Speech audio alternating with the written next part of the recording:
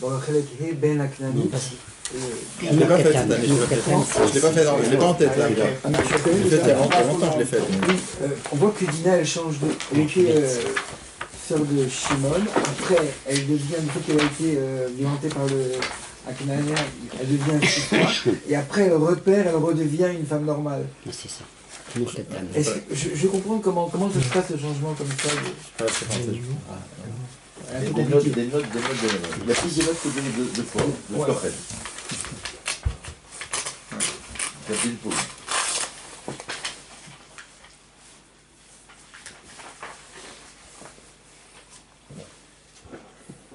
Alors qu'est-ce qu'on avait vu?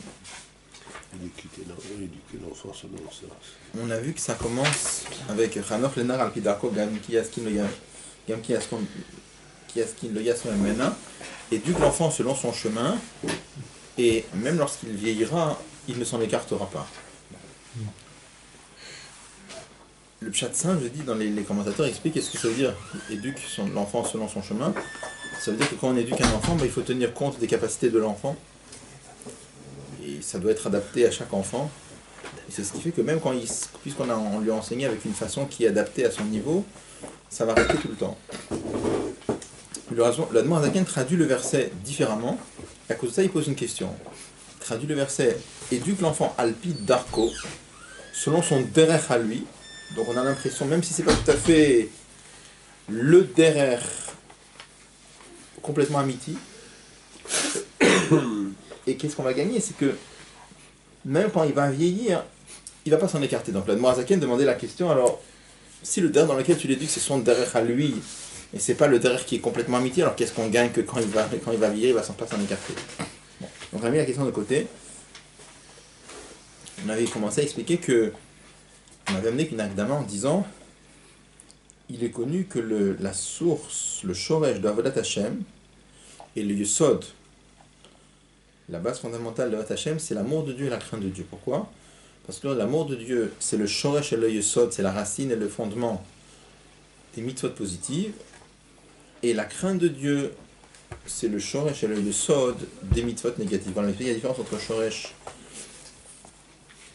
et yesod. C'est pas simplement, il y a un c'est la source, mais l'autre c'est pas simplement c'est la source, c'est ça qui fait tenir tout le temps. On a dit pourquoi l'amour de Dieu ça fait tenir les mitzvot positives. On peut faire les mitzvot positives sans amour de Dieu, c'est sûr. On peut faire les mitzvot négatives sans crainte de Dieu. Mais ça veut dire si tu veux que les mitzvot elles aient ce que l'Admor Azaken appelle kiyum amiti, qu'elles aient un vrai kiyum, ça veut dire avec une certaine spiritualité à l'intérieur, que ce soit pas un acte tout sec, une certaine chayout, une certaine flamme, une certaine chaleur, un certain enthousiasme. Alors il faut des sentiments. On a vu que le sentiment qui va animer une mitzvah positive, c'est l'amour de Dieu, et le sentiment qui va animer, qui va donner de la flamme et de la chayout dans les mitzvahs négatives, c'est la crainte de Dieu. On dit qu'est-ce que ça veut dire animer un acte? Animer, on avait dit, ça veut dire, je vous ai pris l'exemple dans la parole, on comprend mieux plus facilement dans la parole. Vous pouvez voir quelqu'un qui vous raconte une histoire, on s'endort quand on l'entend parler, parce que les mots qu'il raconte sont complètement morts. Il n'y a aucune vie dedans. Vous pouvez avoir quelqu'un qui va raconter exactement la même histoire, mot à mot, mais c'est vivant. Pourquoi c'est vivant? Parce qu'au moment où il raconte son histoire, il est en train de revivre l'histoire et les sentiments transparaissent dans sa façon de parler. Pas tout le monde, on est d'accord. Qu'est-ce qu'on nous dit ici? On dit qu'un juif doit arriver à pratiquer les mitzvot, que ce soit pas un acte tout sec, mais qu'il y ait un sentiment qui transparaît dans la pratique de la mitzvah. Ça, c'est l'amour de Dieu. Et comment ça transparaît dans les mitzvot négatives? On avait demandé la question la dernière fois. Une mitzvah négative, c'est une chose qu'on ne fait pas. D'accord? Mais même dans le ne pas faire, il y a une façon de faire. Quelqu'un qui voit une chose interdite, merci beaucoup. Quelqu'un qui voit une chose négative, qui ne le fait pas point. Il y a quelqu'un, quand il voit une chose interdite par la Torah, ça le fait trembler. C'est pas juste qu'il le fait pas. Ça, il a une répulsion, c'est ça, une répulsion, un tremblement. C'est même pas hors de question. Juste un truc. Tu vois, il y a écrit dans le Pérec d'Alet, il y a écrit Abba, il shoresh kol reshmen pedal, c'est dans Dalet. Là-bas, il n'emploie pas le mot yesod, il reste que dans le shoresh. Pourquoi qu'il vient rajouter maintenant yesod? Il aurait dû le dire dans Dalet, là-bas, c'est Icar, là-bas, parce que là, c'est Icari. Ouais. Pourquoi il n'a pas mis yesod? J'ai jamais eu la réponse à ça. Je regarderai, j'ai pas de réponse comme ça sur place. Mais aussi yesod. J'ai compris, je regarderai. Là-bas, il part, c'est là-bas qu'il a parlé de humanité. C'est là qu'il a pris cette notion de humanité. Dans le Père Malef, il dit oui. mais pour la crainte. Ouais. Avec même Aleph, quand il parle de la crainte de Dieu, là-bas il le dit. Mais bon, faut voir. Bon, c'est pas, c'est un petit s'il vous plaît. Ouais, il faut essayer, Ici, Yesod, c'est la base ou c'est vraiment la source? Yesod. Shoresh, c'est la source. Et Yesod, c'est ça qui fait tenir la maison. Mais la base. Oui. C'est plus fort que le Shoresh. C'est plus Oui, fort. non, Shoresh, ça veut dire c'est de là que ça vient. Shoresh, ça veut dire c'est là que ça vient. Ouais, mais là-bas, c'est pas que Et Yesod, c'est ça qui fait C'est pas tenir. que midi dans la lettre. C'est Yesod, c'est l'équivalent de Kiyum, la base. C'est comme la fondation. Yesod, c'est comme le Yesod d'une maison. Le Yesod d'une maison, c'est pas juste. Dans le troisième chapitre, il parle de Da'at, et il dit, il parle de ces deux midotes. Il dit que c'est Kiyum Amidot. Et donc il parle de Kiyum. Là-bas, il parle du Kiyum des Midot. C'est ça qui fait tenir les Midot. Là, on parle de Yesod de la pratique des mitzvot. D'accord.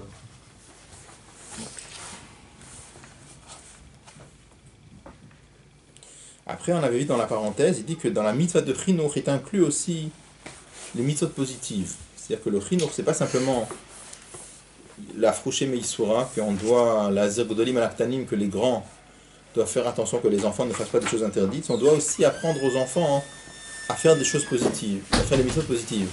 Puisqu'on doit apprendre aux enfants à faire les mitzvot positives, donc il faut aussi éduquer les enfants à l'amour de Dieu. Donc, on va arriver finalement, pourquoi il mentionne cette parenthèse? Parce que ce qu'il veut faire rentrer dans cette petite akdama, dans cette petite préface, il dit comme ça, de la même façon que dans la pratique des mitzvot, il y a deux niveaux. Il y a les mitzvot qu'on fait une fois qu'on est grand et qu'on est bar mitzvah, et il y a les mitzvot qu'on fait quand on est enfant. On le fait en tant que chinour. De la même façon, dans l'amour de Dieu, il y a l'amour de Dieu qu'on doit avoir quand on est petit. On va voir qu'est-ce que ça veut dire petit. Et il y a l'amour de Dieu qu'on doit avoir quand on est grand. Donc finalement, cet akdama, cette parenthèse-là, ça met en évidence la notion de deux madrigotes dans la Vat Hashem. Et c'est pour ça qu'il va tout de suite parler de deux niveaux dans l'amour de Dieu. Comme les mitzvot, elles sont accomplies par des adultes et par les enfants. Oui. C'est ça. Ah, c'est petit au sens de l'âge, tu veux dire?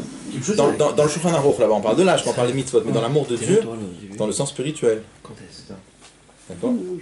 Alors, qu'est-ce qu'il a commencé? Il dit comme ça, il dit que à propos de l'amour de Dieu, Tu avais expliqué aussi, excuse-moi, que le tribut de Chassid, c'est pas simplement qu'il te la avoute avant en tant que préparation, mais dans ça la s'habille deuxième- dedans, ça anime la mitzvah, ça je dis. Oui, mais avant, il n'y avait pas ce niveau-là de faire dans les deux, en tant que préparation, en tant que dans le Betor HaMitzvah.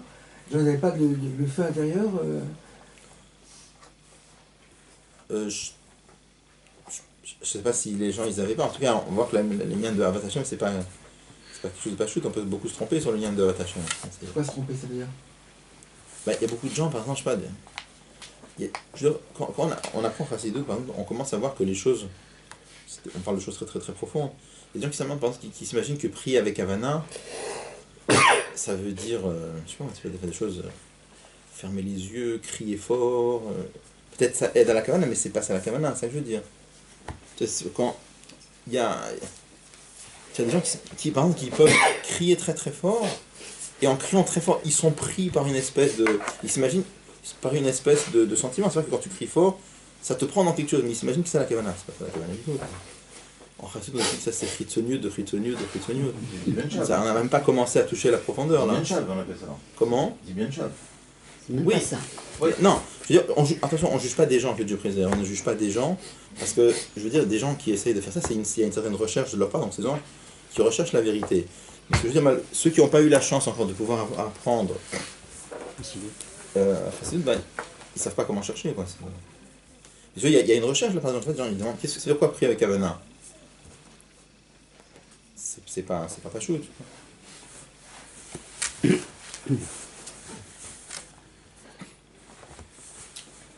Et vraiment, dans Chassidut, par exemple, prier avec Havana, la première chose à dire, la première chose, c'est déjà apprendre Pirouch Hamilot. Parce que Pirouch Hamilot, déjà savoir la traduction de la tefila, c'est déjà la première chose. Parce que Pirouch Hamilot, ça veut dire quoi? Ça veut dire, il y a déjà comprendre ce que tu dis, mais après, avoir une kavana à notre niveau, par exemple, c'est quoi? C'est dire les mots de la tefila avec une certaine chaleur. C'est quoi une certaine chaleur? C'est exactement comme je reprends l'exemple de celui qui raconte une belle histoire. Quand tu racontes une belle histoire, au moment où tu la racontes, tu es pris par l'histoire que tu racontes.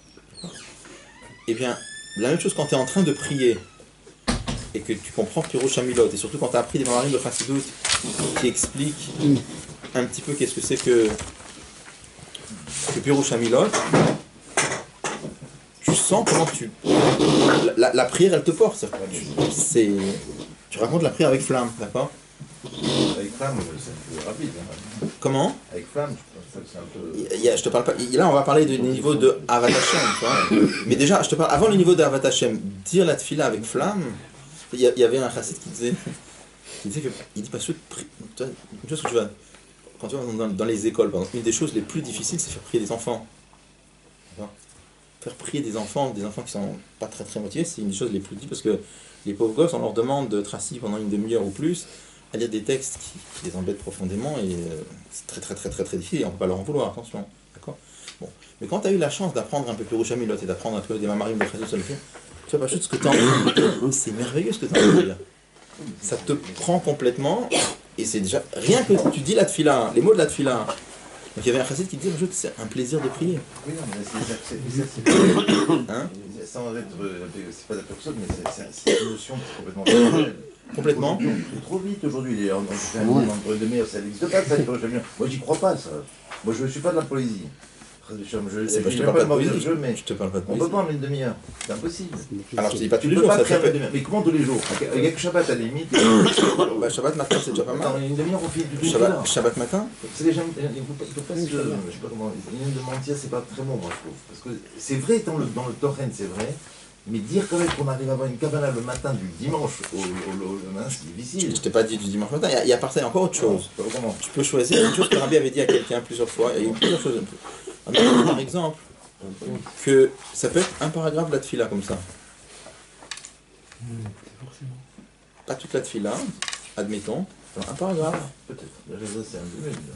Le Rabbi se base ici qu'il y a un endroit dans Égeret HaKodesh, je me demande à laquelle il dit qu'il y a une de tefila meluketet mikol hashana. Que quand un juif il prie, il y a bien un passage de la tefila. Oui, c'est ça. Et je sais que Ramoul avait l'habitude plusieurs fois de raconter dans le Farbringen. Puis il y avait des chassidim dans le temps qui mettaient une corne à la page, une corne dans le sidour. Qu'aujourd'hui il a prié ici, et demain il va prier le paragraphe d'après. Ah oui, dans ce cas-là, oui. Pas sur un forme. Et je veux dire, pas tout le monde. Il y avait des chassidim qui priaient 3 heures, etc. Moi, c'est pas donné à tout le monde. Mais voilà. Et comprendre le mot, c'est un préalable qu'il a le Kavana? Ah bah oui. Oui, alors comment on peut dire que des chassidim très grands, qui n'avaient pas grand-chose, qui à peine lire Teilim, ils avaient une Kavana très forte dans la tefila, ils étaient... Je pense qu'ils savaient Pirouche Hamilot. Ah bon, quand même. Ouais. D'accord. Je pense que dans le temps, les gens ils connaissaient Pirouche Hamilot. Je pense. C'est marqué que même les chassidim pshutim connaissaient Tanakh par cœur. C'est marqué dans Yom Yom. Qu'ils apprenaient Tous les jours. En pliant les tefilines, ils récisaient un shiur, qu'à voix, de réciter Tanakh par cœur. À l'époque, c'était. Hein? C'est un peu light quand même, parce que je n'avais pas compris. Ils savaient plus que nous, je veux dire. Ouais. De toute façon, sans Kavana, on les quitte. De toute façon, sans Kavana, on les quitte. Et de toute façon, le Dibour, le Shoresh du Dibour est beaucoup plus haut que le Shoresh de la Kavana. De toute façon. Attends, le Shoresh du Dibour, il est plus haut que le Shoresh de la Kavana. On est quitte. On a fait un maman sur Sranouka, sur On est quitte. Il est haut quand même le Shoresh du Dibour. Il y a quand même les 3 premières brachot de la Mida, il faut avoir la Kavana. Même si tu n'as pas, tu Mais si tu l'as pas fait, tu ne vas pas te demander de répéter, hein, parce qu'on sait qu'on risque de ne pas avoir Kavana au nouveau. C'est pour cette raison-là, mais c'est pas mal. Et il y a le chemin et Baruch Shem. Mais il est dit que la prière du pauvre est plus entendue que celle des autres. Ça ne veut pas dire sans Kavana, le pauvre là-bas. Hein? Le pauvre là-bas, c'est pas celui qui est sans Kavana. Non, quand on se présente Filalani, dans la il y a des remarques, mon rabbi parle de Filalani, c'est très très haut. que si je n'avais aucun mérite, je n'avais pas le moindre mérite et je me mets dans cette position. Bon, alors qu'est-ce qu'on avait vu après? Après, il avait amené le pasouk qui est marqué à la fin de Parashat Ekev, Anochim asher Anochim etzavé etrem la sota. Donc, on parlait de l'ava et Hashem, on parlait de l'amour de Dieu que je vous ordonne de faire en vous. On avait demandé la question, qu'est-ce que ça veut dire créer l'amour? Comment on peut créer un sentiment? On peut créer un acte, mais comment on peut créer un sentiment? Bon, alors on a mis cette question de côté, et il avait commencé à introduire la chose suivante. C'est connu qu'il y a 2 sortes. On avait commencé ça ou non? Où tu es Je reprends, on est donc page 150. Ouais. Dans la première colonne, 1, 2, 3, 4, 5 lignes avant la fin. Aïnyanou. Aïnyanou. Vous l'avez? Ouais. Aïnyanou, le sujet est... Donc quand on dit le sujet, ça veut dire pour expliquer ce qu'on vient de dire, il faut expliquer un autre sujet d'abord. Il existe deux sortes d'amour de Dieu. Ha'achat, il y a un premier niveau. C'est le niveau de Klot Hanefesh, c'est-à-dire que la Neshama, elle veut sortir du corps pour se fondre avec Hachem, et c'est quelque chose de naturel dans la Neshama d'un juif. On parle dans le Nefesh Elokit d'un juif. Un juif a en lui un Nefesh Elokit, il a une étincelle divine, et cette étincelle divine, si elle brille, a priori elle ne brille pas chez nous, d'accord? Mais chez quelqu'un chez qui le Nitsut Seloki, l'étincelle divine, elle se met à briller, qu'est-ce que ça donne? Elle a envie de monter, elle veut sortir du corps, sortir d'Yanim, de Olamazé. Il y a une seule chose qui l'intéresse, c'est se fondre et étreindre à Kadosh Baruch Hu. C'est pas vraiment se fondre, Kolot. Klot, c'est Klot en effet, c'est le fait de sortir du corps. C'est la Neshama, elle se meurt. C'est comprendre, Kolot, de totaliser, d'englober. Il y a le mot l'ichlol, mais ce qu'on appelle quand il dit kaltanafshi. C'est cool. C'est la même racine. Non. Voilà. Je sais plus. Le ciel et la terre ont été terminés. La racine c'est kalo. Kaf la médé. C'est kilayon, c'est sortir du corps. C'est ça, exactement. Kaltanafshi.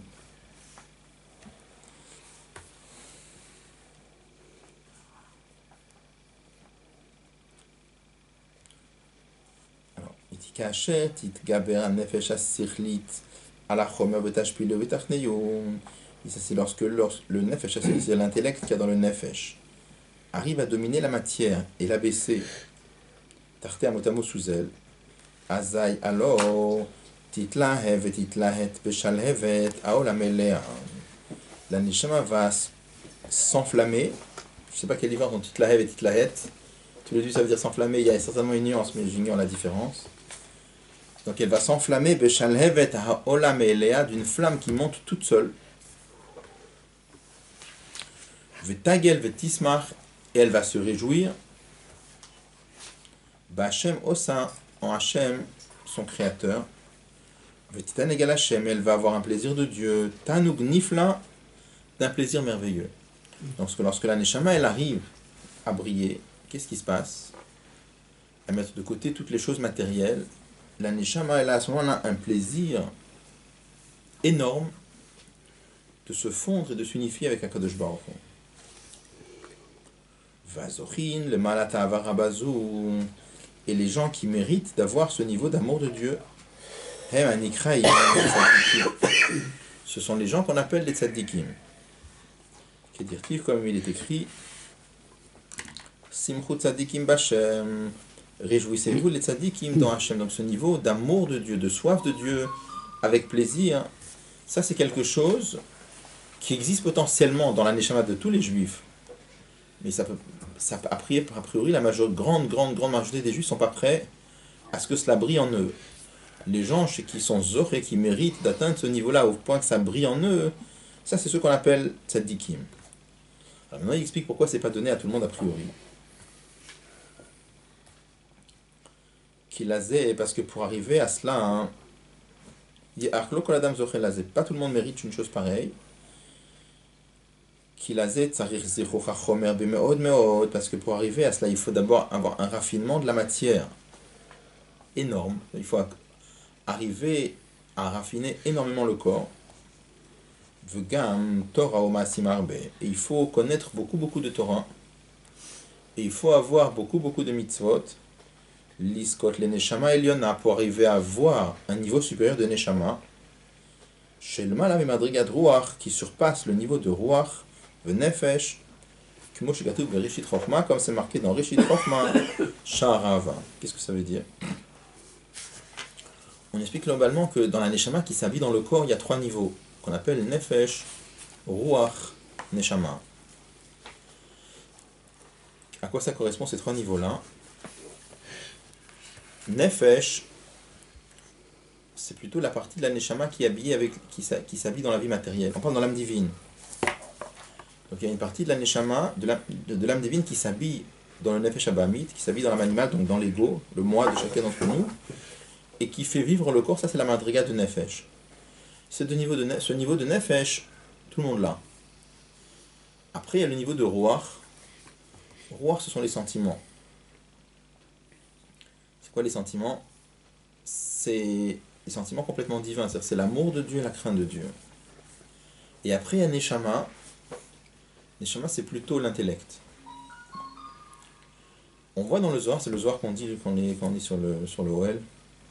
Là-bas, on voit que, a priori, tout le monde a le niveau de nefesh, mais ruach ou neshama, c'est pas donné à tout le monde. Même les goïms, ça veut dire tout le monde. Non, on parle du nefesh elokit. Dans le nefesh elokit. Donc, là-bas, c'est marqué que Isacha Barnash, dans le Zohar, il y a Isacha Barnash, si l'homme mérite, il reçoit la madriga de ruach. C'est quoi il reçoit? Il l'a. Mais c'est-à-dire que ça brille en lui la madriga de ruach. Et si l'homme il mérite encore plus, il reçoit la madriga de neshama.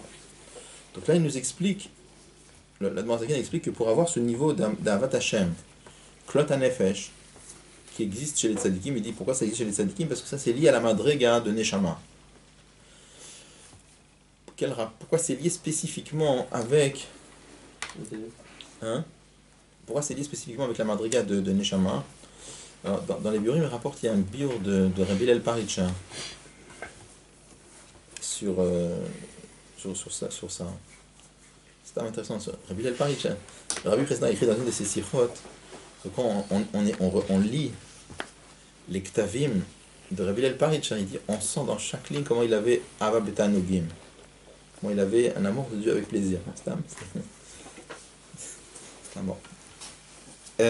Donc il explique comme ça. Il explique que dans les trois niveaux de la neshama, il explique que ces trois niveaux de la neshama, c'est lié avec ce qui est marqué dans le Zohar, qu'on amène aussi beaucoup en Chassidut, marqué Tlat, Shalitin, Ninun. Il y a trois organes dominants dans le corps. Mocha, Liba, Bekavda. Le cerveau, le cœur et le foie. Donc, et on fait la relation entre les trois niveaux de neshama. C'est que le foie, c'est lié avec la partie neshama, la partie matérielle de la neshama, c'est nefesh. Le cœur, c'est lié plutôt avec ruach. Et neshama, c'est lié avec le moach, le cerveau. Bon. Il explique que la partie matérielle de la neshama, c'est matériel. La partie des sentiments de la neshama, alors c'est quand même lié à des sentiments. La notion de sentiment, c'est lié aussi avec des choses de l'amazé. Il dit par contre, la madriga de neshama, qu'il y a même si on parle d'un niveau de neshama qui se trouve dans le corps, mais c'est une partie de la neshama qui est tournée vers le haut. C'est de quoi qui est tournée vers le haut? Quelqu'un qui est vraiment sirli, c'est quelqu'un qui vit vraiment... Sirli, ça ne veut pas dire quelqu'un qui a une bonne tête. Vous allez comprendre ce que je veux dire. Vous pouvez avoir quelqu'un c'est un génie, il n'est pas sirli du tout. Je prends un exemple très simple. Prenez un voleur, un gangster. Son yosod, c'est qu'il doit voler l'argent des autres. Maintenant, ça, il a décidé que c'est un point fondamental dans sa vie. Il va mettre ses forces intellectuelles au service de ça qu'il a décidé. D'accord? Il ne se pose pas de questions. Ça, c'est un yosod qu'il accepte. Et maintenant, comme il est très très intelligent, comme il est très très brillant, il va être génial dans comment voler les autres. Et ça, c'est pas quelqu'un qui est sirli, parce que il a décidé d'abord que il faut voler. Quelqu'un qui est sirli, c'est sur chaque chose, il va se demander et ça pourquoi, et ça pourquoi, et ça pourquoi. D'accord? C'est-à-dire que quelqu'un va arriver et te dit et moi, qui dit que je dois exister, Bichlal? Quelqu'un va dire qui veut faire ça parce que ça, et ça pourquoi? Parce qu'il y a moi. Et pourquoi il y a toi? Et qui te dit Bichlal qu'il doit y avoir toi? Et quelqu'un qui est vraiment sirli, il va arriver à vouloir monter au-delà de soi. C'est pour ça qu'on explique en Chassidut, il y a beaucoup de mamarim, on explique que Sechel, c'est bitoul. Pourquoi c'est bitoul? Parce qu'en vérité, quand quelqu'un est vraiment sirli, il sort de tout. C'est-à-dire, qui te dit que tu dois penser à toi, Bichlal? Et dans ce cas-là, quand tu vas arriver, il y a Akadosh Baruch Hu qui est au-delà de tout. Après, en Chasson, on va expliquer que même le Sechel, c'est limité. Mais le vrai Sechel, il arrive à la conclusion que qui dit que tu dois baser ta vie sur toi, Berklal? Qu'est-ce que tu es toi et qui tu es toi? C'est pas simplement qu'est-ce que tu es et qui tu es. Qui te dit que ça doit être comme ça? Pourquoi toi, tu es tellement important au point de centrer ta vie sur toi? Pourquoi pas dire plus simple? Alors, attends, juste, je veux dire, étant donné que le vrai Sechel, ça je parle dans le Sechel même du Nefesh Abahamit, mais encore plus quand c'est le Sechel du Nefesh Elokit. D'accord? Le vrai Sechel, il te fait sortir de toi. Donc c'est l'ouverture vers le haut. Donc c'est ça qu'il explique. Étant donné que pour avoir ce niveau de Avat Hashem, il dit il faut percevoir, il y a le niveau d'Akadosh Baruch Hu. Il dit de la même façon que dans la Neshama, il y a Nefesh, Ruach, Neshama. Il dit pareil aussi, dans le monde, il y a un niveau d'Akadosh Baruch Hu qui s'appelle Nefesh, ce niveau d'Akadosh Baruch Hu qui s'habille dans le monde, qui est mal école almin. Il dit Ruach, c'est le niveau d'Akadosh Baruch Hu qui transcende le monde mais qui est un peu un kécher avec le monde. Et il dit Neshama, ça doit être lié avec ce niveau d'Akadosh Baruch Hu qui est même pas allé, même pas sauvé, qui transcende complètement le monde. Et il dit mais ça il faut avoir ce niveau de Neshama qui est complètement ouvert. Donc ça c'est la madriga de Neshama. Après ça il explique aussi que ce niveau de Neshama tu peux pas l'avoir comme ça. Et pour ça il dit qu'il faut Zichur HaChomer Arbe et Torah ou Mitzvot. Il faut beaucoup de Torah et Mitzvot. Il dit pourquoi? Il dit parce que c'est un niveau qu'on ne peut pas atteindre par nos propres moyens. Quand un juif étudie beaucoup de Torah, avec la lumière de la Torah brille en lui, qui fait beaucoup de mitzvot, la lumière qu'il y a dans les mitzvot l'aide à atteindre ce niveau-là. Pourquoi? Parce que dans Torah et mitzvot, il y a ce niveau d'Akadosh Baruch Hu qui est ni Memalek ni Sovev. Après, il dit pourquoi il faut Zichur HaChomer. Si tu dis Limut Kinen Kumnam, je n'ai pas besoin de mitzvot. Si quelqu'un ne fait pas les mitzvot, c'est marqué que son Talmud Torah, il ne vaut rien du Je n'ai tout. pas besoin. Si je suis plongé dans le Limut, Il faut les normalement ça devrait aller. Non, on dit que c'est marqué Kol Omer En Li et la Torah, Filu Torah En Lo. Tout celui qui dit j'ai que la Torah, il n'a même pas la Torah. C'est marqué un lachon très très dur. C'est marqué Moutav Shenev. C'est marqué qu'il serait été mieux qu'il ait Sheliato Alpana. Qu'avant qu'il naisse, que son place interne se retourne et qu'il ne naisse pas. C'est marqué des mots très très sévères. Mais Eliezer, sans anticiper, avant il va parler d'une Blénout, juste pour le point, c'est parce qu'en fait on ne peut pas dire ici que à la base ça serait un corps de Bina qu'on va utiliser, et là c'est un de Chorma qui brille en lui, et Chorma c'est pas lui, parce que c'est quelque chose, c'est comme la Ria, ça vient de l'extérieur, on parle de Chorma ici. Abba Betanogim dont il parle ici, c'est un de Chorma qui brille en lui. Le bio de Rabbi qui donne ici sur le Sechel, ça ressemble à ce qu'on explique sur Chorma en général, mais lui il explique ça sur Neshama en général. Sur les forces intellectuelles. Mais on pourrait dire que c'est bien de Chorma. C'est sûr que par exemple, entre Chorma et Bina, c'est marqué que Chorma c'est Aïn voilà. Et Bina c'est Yesh. Et là, c'est plutôt... Globalement, le Sechel lui-même s'est appelé Bitul. Pourquoi la vraie Chorma c'est pareil? Déjà, première chose, quand tu veux comprendre quelque chose Bémet, tu es obligé de comprendre la chose comme elle est, pas comme tu as envie qu'elle soit. Vous avez des gens tordus dans l'étude, par exemple, ils ont leur idée à eux. Ils ont leur façon de voir, ils se débrouillent pour te démontrer, dans le texte, ils vont te démontrer ce que lui il pense. C'est pas un vrai limoud. Le vrai limoud, ça doit être mitor bitul, c'est pas comme midul. Tu mets de côté ce que tu as envie, tu mets de côté tes hashkafot. Casse-toi la tête pour comprendre ce que la Torah elle est en train de te dire. Ah, ça va pas te plaire, ok, ça va pas te plaire, c'est pas ça que tu voulais, mais c'est ça qui est marqué. D'accord? Donc déjà, si quelqu'un il veut arriver à un vrai limoud, il faut qu'il se mette, il faut qu'il s'écrase, qu'il s'efface. Parce que s'il est plein de lui, il peut pas arriver au vrai maskanot, c'est impossible. C'est ça, In. Pour ça, c'est marqué que le vrai Sechel, c'est Aïn. Mais C'est on dit Aïn, ça veut dire Bitul. C'est-à-dire qu'on dit rien, il reste quelque chose. Non, Bitul, dans le sens Bitul. Bitul, voilà. Donc, ça pourrait marcher. Le sens de Bitul. Chorma ici. Comment ça, le bio qui donne ressemble à ce qu'on explique sur Chorma en général. Mais lui, il le dit ici sur tout le lien de Neshama. Ouais. Mais ce niveau de bitul en société, la personne, ça devient une serpillière. Non. Elle se fait marcher dessus. Il y a des plein de sirots où le rabbi il parle que Bitul et Tokel ça va ensemble. Pourquoi? Et comment tu Pourquoi? Quel est le... Il dit parce que il dit Eved Melech Melech. Le serviteur d'un roi, c'est un roi. Le rabbi dit juste le contraire. Il dit quand tu t'effaces parce que tu penses que tu es zéro, effectivement tu vas être une serpillière. Mais si tu dis autre chose, moi je suis un serviteur d'Akadosh Baruch Hu. Donc tu vas et tu te dis comment ça doit être les choses, pas parce que c'est toi qui dis. Toi tu t'es mis de côté, toi tu n'existes pas, mais tu es en train de transmettre la volonté d'Hachem. Tu vas avec force de béton armé. Justement parce que c'est pas ta force. Mais c'est juste le contraire. Quand tu vas avec ta force à toi, ta force elle est limitée. Mais si tu vas avec la force d'Akadosh Baruch Hu, alors c'est Blikvul, c'est le contraire. Mais le Sechel, c'est Yesh, a priori. Il n'y a rien de plus Yesh que le Sechel. Ça dépend par rapport à quoi tu parles. Le vrai Sechel, c'est une affaire de bitul. Encore une fois, chat simple déjà, sans chercher des grandes philosophies. C'est quelqu'un qui veut comprendre une chose BMF, il faut qu'il soit battel, parce que sinon c'est tordu, c'est pas du vrai Sechel. Tous ces gens-là qui sont peut-être très très brillants, et qui s'arrivent, qui se débrouillent pour retrouver leurs idées dans la Torah, c'est pas du vrai Sechel, c'est pas du vrai limoud. Le vrai limoud, c'est quelqu'un qui arrive au Emet. Pour trouver le vrai, le Emet, il faut du bitoul. Sinon, c'est pas du vrai limoud. Sicho avait dit que Sechel, c'est comme du Shochad. Je me rappelle assez ça. Parce que bon, c'est vraiment un lien. Ça dépend de quoi on parle. Maintenant, c'est sûr que la madriga de Sechel par rapport à des niveaux de Neshama qui sont. On va te dire que ça c'est.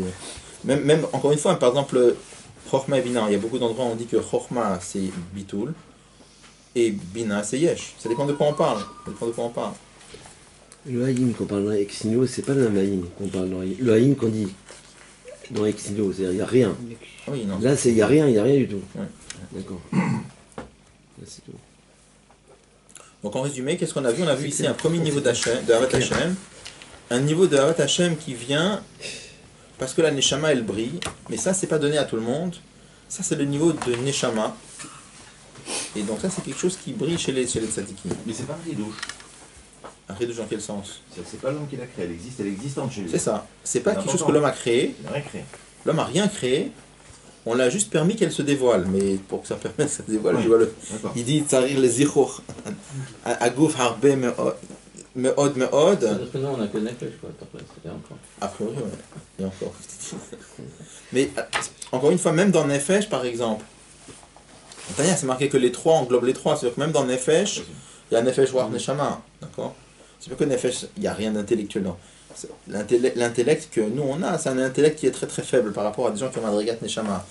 Il y a quand même un petit peu d'intellect, d'accord? C'est pour ça qu'on a une ça d'étudier, sinon on ne pourrait même pas étudier. Et comment nous on passe du Sechel qui est Yesh à Sechel qui est Bitoul? Comment on fait?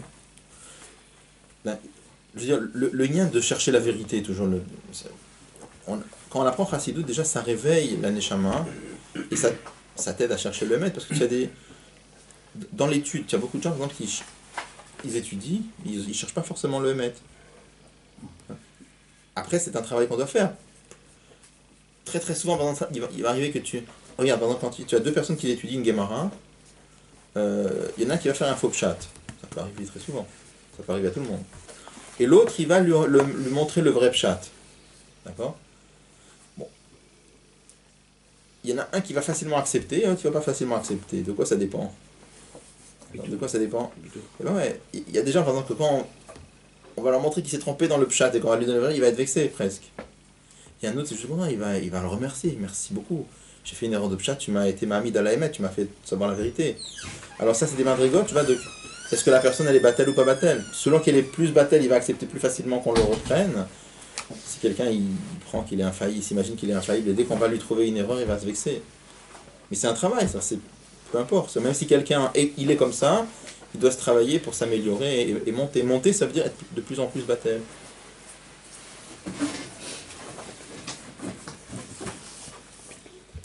Vachénit, la deuxième adrega de Havat Hashem, Yava, Shekol Adam Yuchale Agia Elea. C'est un niveau d'amour de Dieu que tout le monde peut atteindre. Comment ça vient? Que chez Yitbonen, Meumka Deliba, quand il va réfléchir du plus profond de son cœur, Bidvarim Ameorim et Aval Hashem, Belev Kol Israël, à des choses qui peuvent réveiller l'amour de Dieu dans le cœur de chaque juif. Donc, deuxième niveau d'amour, c'est un amour de Dieu qu'on réveille par la réflexion, quand on réfléchit à des choses qui réveillent l'amour de Dieu chez tout le monde. Il va expliquer quoi? Alors, je vais juste dire ça pour que ce soit plus facile de suivre le raisonnement. Avec ça, il va répondre à la question qu'on avait posée avant. Qu'est-ce que ça veut dire créer l'amour? C'est marqué Asherani Metzavé Atrem La Sota. Qu'est-ce que ça veut dire créer l'amour? On avait demandé, est-ce qu'on peut créer l'amour? A priori, c'est comme si tu dis à quelqu'un, je te donne un ordre, aime ça. Comment on peut donner... On avait cité la dernière fois aussi cette question qu'on amène en Chassidut. Comment il peut y avoir une mitzvah sur des sentiments? Comment la Torah peut dire Ve'afta et Dajem Elokecha? Quand la Torah te dit Mele Tfilin, ok, c'est un acte. On peut te donner l'ordre de faire un acte. Mais comment on peut t'ordonner d'aimer? Si tu aimes, tu aimes. Alors c'est pas la peine de t'ordonner. Si t'aimes pas, t'aimes pas. On peut t'ordonner jusqu'à demain, t'aimes pas. On peut pas dire à quelqu'un, je t'ordonne d'aimer ça. Et si j'aime pas, il le fait chez toi. Dieu le demande, alors c'est la question. La réponse, c'est quoi? On amène au nom du Maguide toujours que la réponse, c'est que quand un juif réfléchit à des notions qui réveillent l'amour de Dieu, ça va réveiller l'amour de Dieu. Donc la mitzvah, le tzivui, c'est sur la hitbonenut. Ce qu'on ordonne à un juif, c'est de réfléchir à ces choses qui vont réveiller l'amour en lui. Alors, ce qui va nous expliquer là, c'est ça qu'on appelle la sota. Créer l'amour de Dieu, c'est justement cet amour de Dieu qui vient par la réflexion, ça on peut la créer. Alors que l'autre amour de Dieu, ça ne peut pas se créer. C'est un du Maguide tellement important. Avant, il ne pensait pas comme ça. Comment il pensait tu aimerais Hachem ton Dieu? Comment il faisait avant Maguide? Je ne sais pas exactement comment les gens pensaient, mais c'est... C'était inné. Ouais, Ce qu'on dit, c'est que la génération d'avant, ils avaient ça en eux sans se poser de questions, sans chercher. Oui. Tu avais des gens qui avaient vraiment un certain niveau de Vatachem parce qu'ils avaient des grandes neshamot. Tu avais des gens qui se posaient même pas la question. Donc, plein de niveaux. Il y a des gens qui pensent que même quand on dit Ve'afta et Hashem Elokecha, c'est pas exactement la Hava, etc. De la même façon que quand tu prends par exemple Ve'afta l'Ereacha Kamocha, tu aimeras ton prochain comme toi-même. On nous demande la question, comment c'est possible d'aimer un prochain comme soi-même? Tu as des Rishonim qui disent c'est pas vraiment l'aimer comme soi-même. Tu as des grands Rishonim, pas des petits, qui disent que c'est pas à comprendre au sens littéral, que Ve'afta, ça veut dire faire des péoulotes, lui rendre service, les mêmes services que tu te serais fait à toi, rends-lui à lui. Et tu peux pas avoir un sentiment pour l'autre comme pour toi. Chassidut dit tu peux avoir un sentiment pour l'autre comme pour toi, mais c'est... D'accord? Mais il y a peut-être il y avait des gens qui comprenaient que Ve'afta et Hashem Elokecha, c'est... Il y a beaucoup de pirochim, même dans le Sifri, dans les Midrashim. Bon, tu fais les mitzvot, tu fais ce qu'Hachem te demande, ça veut dire l'aimer. Mais en Chassidut, il n'y a pas que Chassidut, il y a le Rambam qui dit clairement, du Rambam déjà on voit. Mais le Rambam c'était aussi déjà un shlaf dans le dévoilement de la Torah, parce que c'était ce que le Rambam dit, c'était pas toujours évident, encore une fois. Une des raisons pourquoi on a brûlé le Rambam, c'est parce que comme il a écrit que Dieu n'est pas du feu, ça c'était une des raisons pourquoi il y a des gens qui ont brûlé le Rambam. Pourtant aujourd'hui, chacun d'entre nous aujourd'hui, ça nous paraît évident d'évident. D'accord? Bah, c'était pas évident, on parle de l'Israël, on parle pas de... D'accord? Comme le Rabbi dit que tout Matan Torah s'est fait, il y a eu une seule fois Matan Torah sur le Har Sinaï, mais au fur et à mesure des générations, il y a plein de choses qui ont été clarifiées. Comme le Rabbi rapporte, il dit par exemple, il y a eu le moment où Rabbi Yehuda Nassi a écrit la Mishnah, après il y a eu le Dor qui a écrit la Gemara, après on a eu tous les Rishonim. Donc au fur et à mesure des générations, les unanimes de Torah ont été plus dévoilés. Et avec tous les biorim qu'on a aujourd'hui, il y a des sougyotes de Gemara qu'on peut comprendre, peut-être plus profondément qu'ils ont compris dans les générations d'avant. Pas parce que je ne sais pas comment ça marche, mais en tout cas, il y a plus de dévoilements qui ont eu, il y a plus de kitveya, de rishonim qui ont été trouvés. Regardez, vous comprenez, par exemple, quand l'Admorazoken écrit, dans l'Ilchot Pesach, quand il parle de Mechirat Hametz, il rapporte des chidushim du Shita Mekubetset, qui avait été trouvé à son époque, et qui a permis de révéler des chidushé dinim. Comment on va dire alors? Et avant l'Admorazoken, quand on n'avait pas le Shita Mekubetset, comment ça marche? Bon. La Shgara Pratit fait en sorte que dans chaque génération, on découvre des choses qu'on a découvert les Kitveya du Meiri, par exemple. C'était aussi un dévoilement, le Meiri, c'était pas connu. Et il y avait il y avait beaucoup de Kitveyat qui étaient dans les musées. Il y avait des grands rabbanim qui allaient rester des heures dans les musées pour aller étudier, parce qu'on ne pouvait même pas les sortir. Ils allaient dans les musées. Le rabbi lui-même, il était dans des musées. Oui, dans des musées pour étudier les Kitveyat de Rishonim. Non. Bon, en tout cas, le dévoilement s'est fait comme ça progressivement.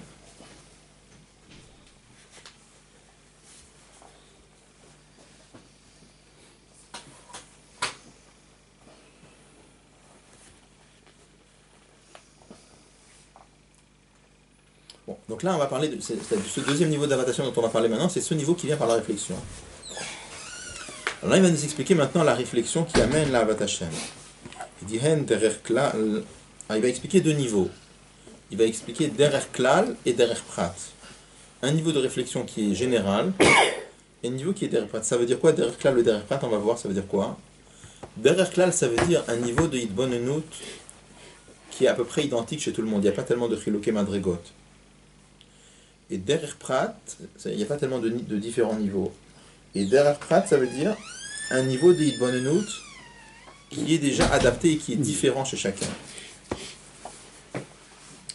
Derrière klal, il y a une première façon qui est très globale, ça veut dire dans laquelle il n'y a pas vraiment de chiloké, pas beaucoup de chiloké madrigot. C'est quoi? Kyo chaye no mamash, parce que c'est le fait de réfléchir que Hachem c'est notre vie.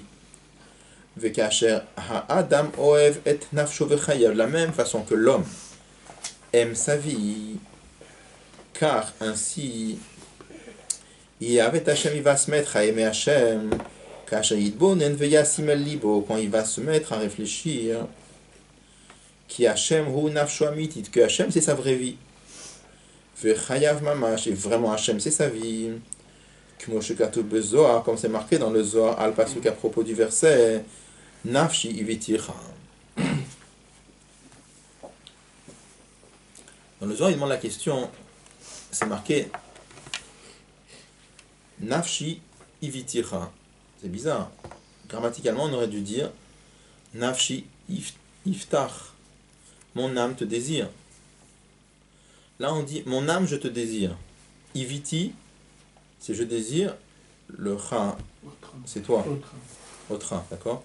Donc, où on aurait dû dire nafshi, on aurait dû dire normalement nafshi, iviticha, mon âme te désire. Dans le Zohar, il traduit comme ça, il traduit que le mot nafshi, c'est comme une mise en apostrophe. Ça, on dit, le juif, il dit à Hachem, nafshi, tu es mon âme. Et c'est pour ça qu'iviticha, je te désire. D'accord? Donc, c'est pas que nafshi, nous, on avait compris que nafshi, c'est le sujet du verbe. Et le Zohar traduit que nafshi, c'est comme une mise en apostrophe. C'est-à-dire que le juif dit à Dieu, nafshi, tu es mon nefesh, tu es ma vraie vie. Et c'est pour ça que eviticha, je te désire. Comme on aurait dû mettre normalement. Nafshi iftach. Normalement, je veux dire nafshi ifta. Avec un yod au début, c'est ça? Ah, c'est avec un lef. Ah, Nafshi ifta, autre. Nafshi ifta. Hein? Ça vient de quel mot? Tava. Tava, je pense. Enfin, la racine telle qu'elle est là, j'aurais dit que la racine c'est Aleph, Vav et Ava. Ok, Velo Ava, on a dans la Torah, Velo Ava Hashem Elokecha, Lishmo El Bilam, Vayafor Hashem Elokecha. Le mot Avo, Aleph, Vav, c'est vouloir. D'accord? Lo Ava Hashem Elokecha.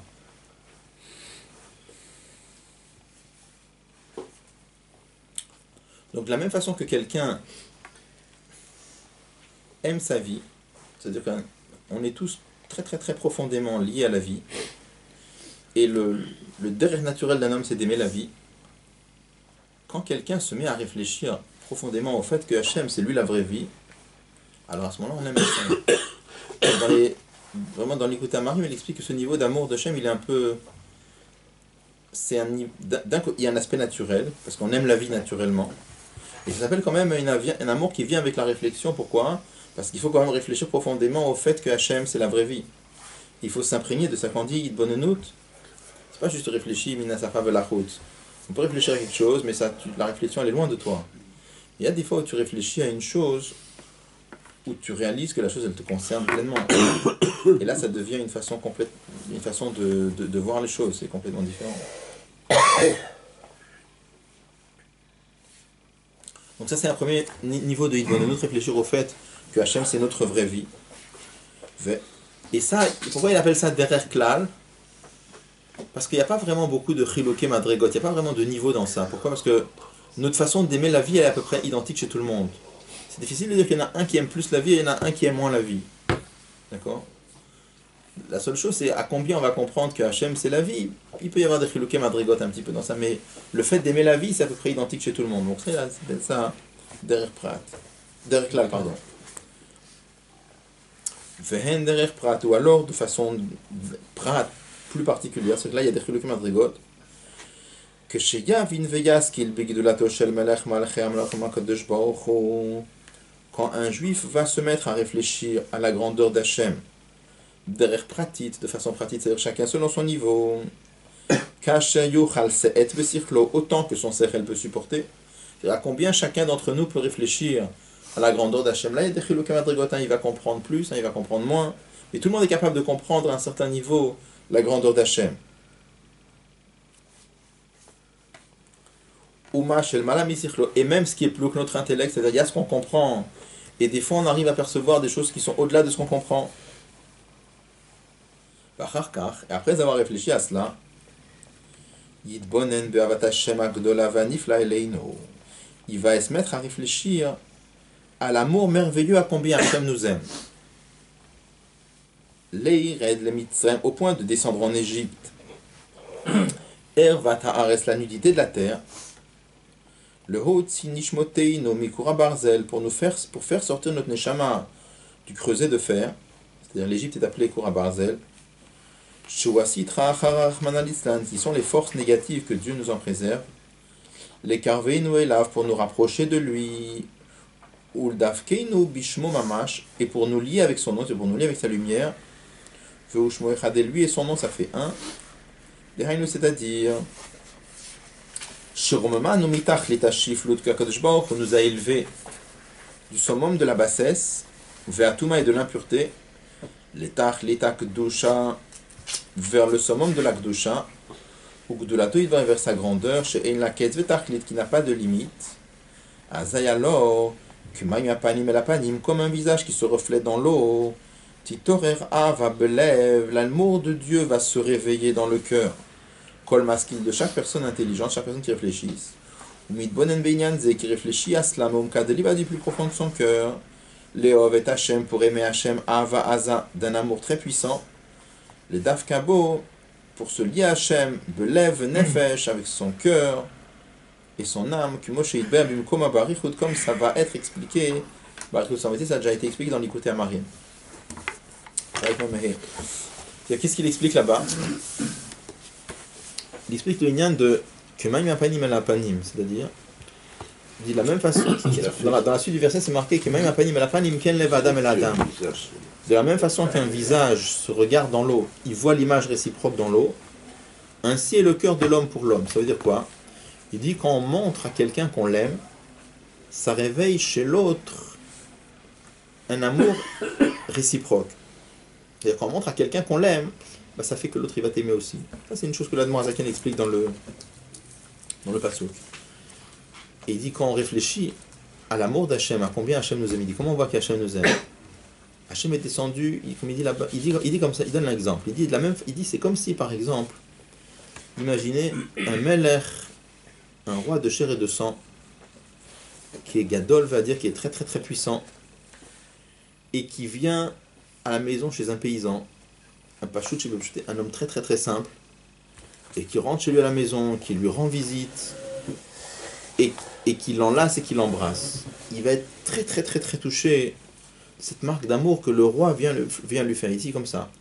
Plus il comprend la grandeur du roi, ça c'est il dit, ce lien de Kamaim Apanim El Apanim, quand quelqu'un te montre qu'il t'aime, ça réveille chez toi un amour réciproque, c'est même Beshne Anashim Shavim, c'est même pour deux personnes qui sont au même niveau.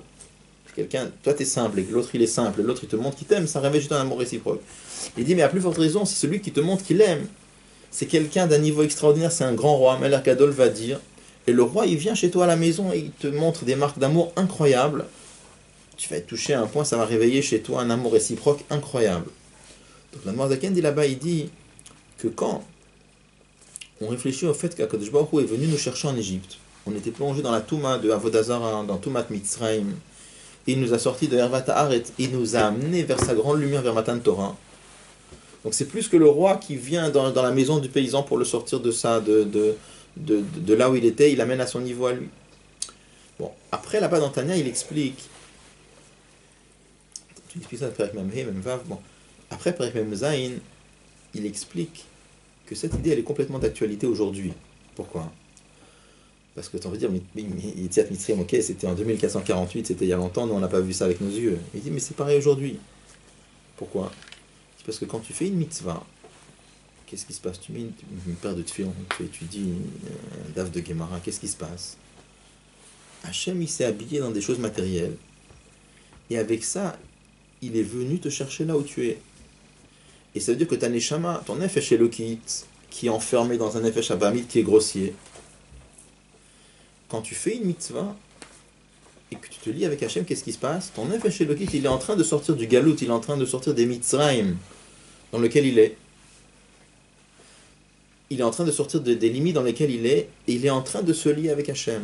Donc rien de réfléchir à ça, ça c'est actuel, ça on ne parle pas de Matan Torah qui a eu lieu il y a des milliers d'années. On parle de la Yetziat Mitzrayim qui a lieu chaque jour. Ça réveille dans la Neshama d'un juif un amour extraordinaire, donc qui est basé sur le fait de Kemaim Apanim Elapanim. Qu'est-ce qui a grandi cet amour-là? C'est le fait de réfléchir à combien le roi est grand. Parce que on a dit, plus tu comprends. Le lien de Kemaim Apanim, c'est vrai, même si l'autre il est chavé, il est égal avec toi. Mais plus tu comprends que l'autre il est plus grand que toi, plus l'amour réciproque il est plus fort. Donc il dit comme ça. Le fait que quelqu'un réfléchisse à la grandeur de Dieu, et qu'il réfléchisse que c'est Akadosh Baruch Hu qui est tellement grand, dans lequel j'ai un petit peu compris sa grandeur, il vient me chercher de la clipa, du gouffre grossier, de Nefesh Avamid grosse dans lequel je suis, et que par une mitzvah ou par un daf de Gemara, il me permet de sortir de cette boue, ça réveille un amour incroyable. Donc ça c'est un autre niveau d'amour de Dieu, il dit ça c'est un niveau d'amour de Dieu qui est chayach à chacun. Pourquoi ce niveau d'amour de Dieu, il est déjà plus, et il dépend plus de chacun? Pourquoi il y a des chilukim madrigot? Parce que ça dépend à combien un il perçoit l'amour de Dieu, un perçoit la grandeur de Dieu. Il y en a un qui va comprendre l'amour de Dieu, la grandeur de Dieu, pardon, à un niveau plus élevé. Il y a un autre qui va comprendre la grandeur de Dieu à un niveau plus bas. Et dans ça, il va y avoir plutôt des chilukim madrigot. Par rapport au fait que Dieu c'est notre vie, ça aussi, chacun va comprendre de manière différente. Si on regarde au niveau de la compréhension. Bien sûr qu'au niveau de la vie c'est pareil, mais au niveau de la compréhension, chacun ne va pas comprendre de la même manière. Oui, c'est vrai. Mais dans les biurim, ils disent que là-bas, c'est vrai qu'il y a aussi des chilukim madrigot, mais il dit pas tellement. Pas tellement. Pourquoi pas tellement? Parce qu'à la fin, c'est basé sur le fait que Hachem, c'est Chayeinu. Et ça, on aime tous la vie de la même façon, à peu près.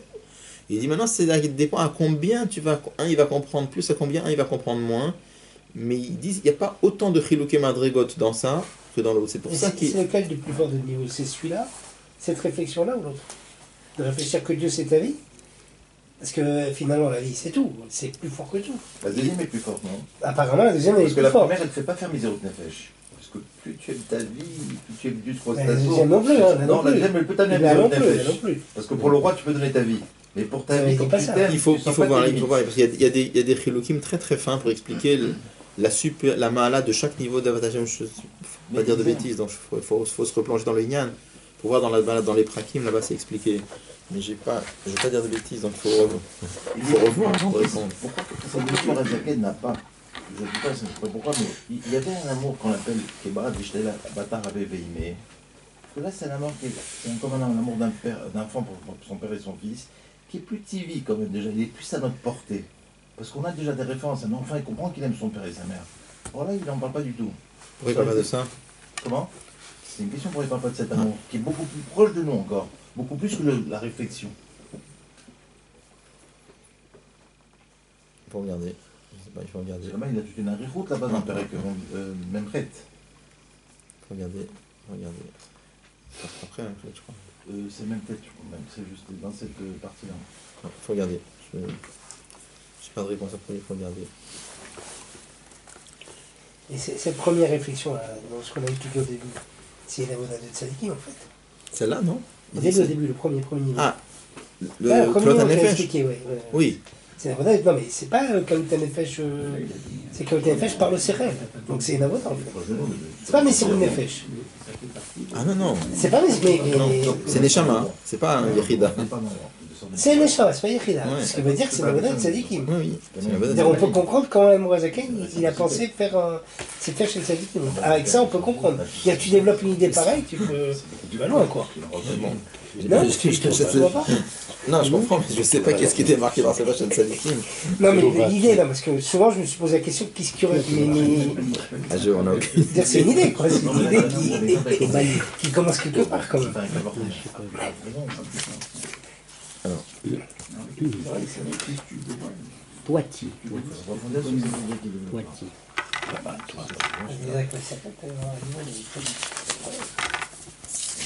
C'est le renforcement, c'est le renforcement, c'est pas Mitsato. C'est pas Matana. C'est Matana, c'est Matana. C'est Matana. C'est Matana. Ah, c'est Matana, ce niveau-là, ce premier Le niveau, premier niveau, c'est Matana, c'est Oui. pas une lien de. C'est Matana, bien sûr. Mais c'est pareil. C'est Avoda ou Matana? C'est une matana qu'on donne à quelqu'un qui a travaillé. C'est ça. Donc, c'est faut être inquiet. Tu sais, comme on l'amène sur l'Arabie, amène dans les Mamarim, la Gemara qui dit, à propos de matana, c'est un lachon de la Gemara qui dit, il a veyaïv le naïcha de rocha, là, avait yaïv la matanta. On donne un cadeau à quelqu'un, mais à quelqu'un qui t'a fait plaisir.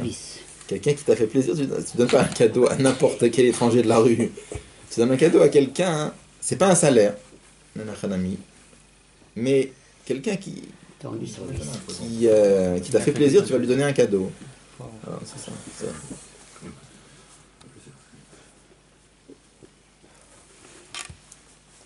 Alors, vous voyez encore une fois ici, il dit que Moshe Idbaer, comme ça va être expliqué, alors que ça t'a déjà expliqué avant.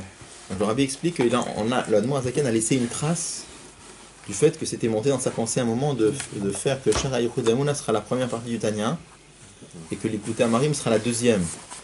C'est pour ça que sur certaines choses qui sont marquées dans l'Écoute Amarim, donc qui ont déjà été expliquées, il avait dit comme ça va être expliqué, parce qu'il y avait un moment, il avait pensé les mettre après.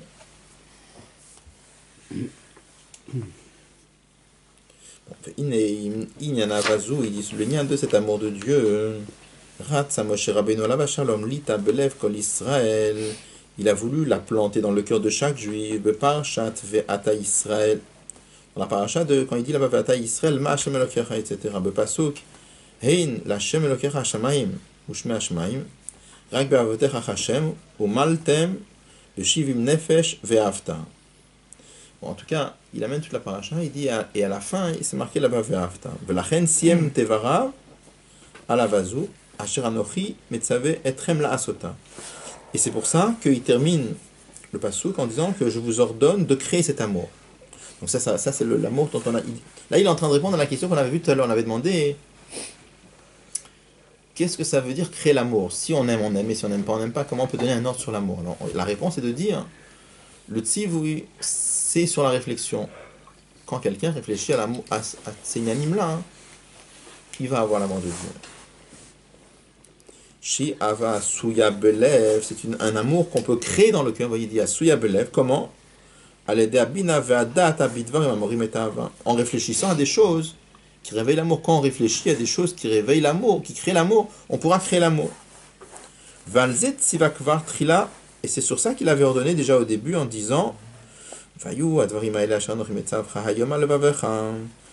seront ces choses-là que je t'ordonne, elles seront sur ton cœur. De quelles paroles il s'agit? C'est ces paroles-là, ces choses-là qui permettent de réveiller l'amour de Dieu dans le cœur.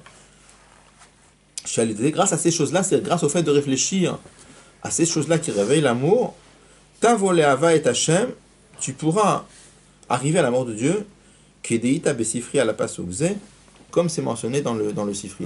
Tel que l'Admor Azaken apprend le pshat dans le Sifri. Vayu advarim aele, ces paroles seront sur ton cœur. De quelles paroles il s'agit? Ces choses-là qui permettent de réveiller l'amour de Dieu, il faut qu'elles soient sur ton cœur. Comment elles arrivent sur ton cœur? Par l'Aïdbanenout. L'Aïdbanenout les amène progressivement dans le cœur, au point de réveiller le cœur. Il dit à propos de ce deuxième niveau d'amour de Dieu, il peut y avoir une mitzvah, il peut y avoir un ordre. Le premier amour de Dieu, il peut y avoir un ordre. Dainu, comment il peut y avoir un ordre?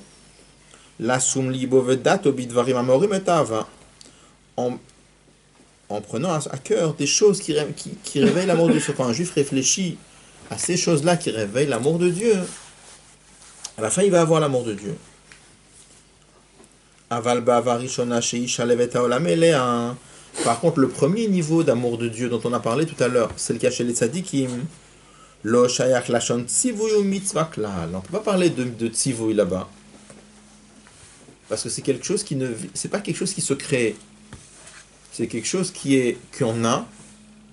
Et simplement, il faut la dévoiler. Il faut la dévoiler comment? Comme on m'a dit, avec Zichro Chachomer Me'od, en raffinant le corps, et avec Torah et Mitzvot Harbe, comme il avait dit.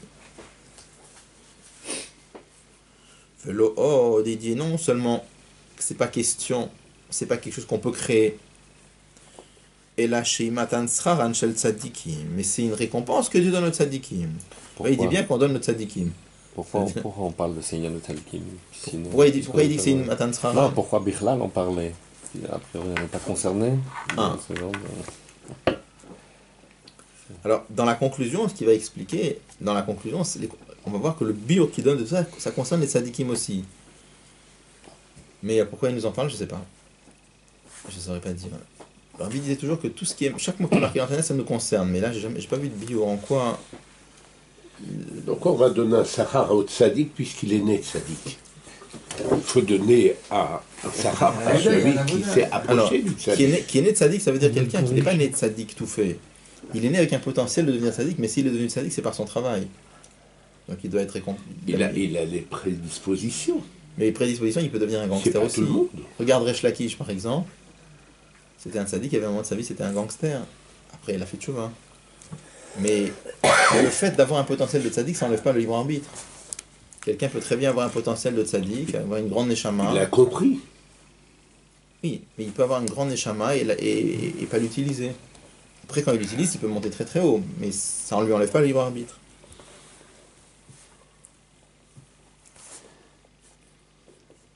Bon, est-ce qu'on peut dire aussi que bon, chez chaque juif, il y a ce Inyan de l'Aïmouna Pshudana juif. Bon, c'est pas quelque chose qu'on a travaillé, on a ça en nous. C'est un me'ain de ce qu'il y a chez les tzadikim. L'Ava, l'Aïmouna. L'Aïmouna, oui, c'est pour voir quelqu'un, on a une épreuve, quelque chose. Bon, un juif, il va savoir.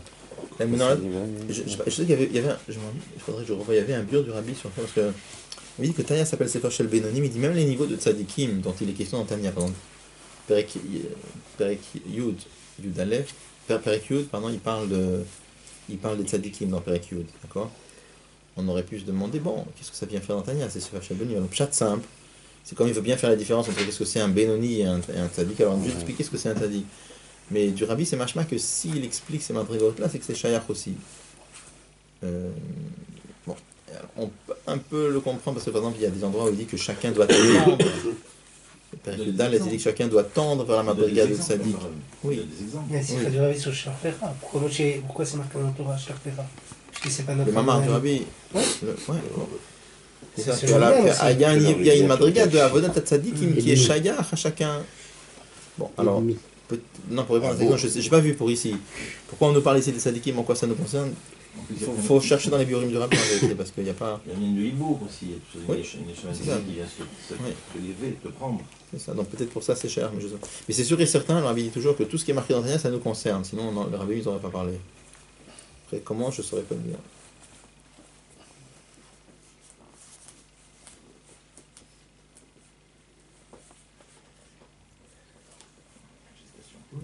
J'ai pas vu le pardon. Ok, on va s'arrêter là.